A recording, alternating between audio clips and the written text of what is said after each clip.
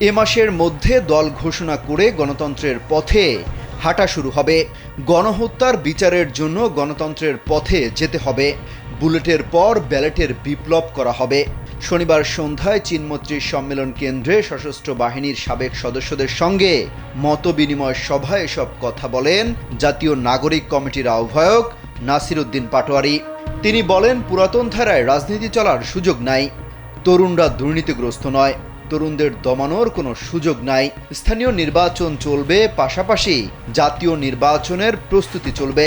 তিনি বলেন, ব্যালট বিপ্লবকে সামনে রেখে ঐক্যবদ্ধ হতে হবে। ছাত্র সংগঠনগুলোর উদ্দেশ্যে তিনি বলেন, ধীরে চলুন। কোটি মানুষের আস্থার ভালোবাসায় 11 বারের মতো দেশের 1 নম্বর রেফ্রিজারেটর ব্র্যান্ড ওয়ালটন।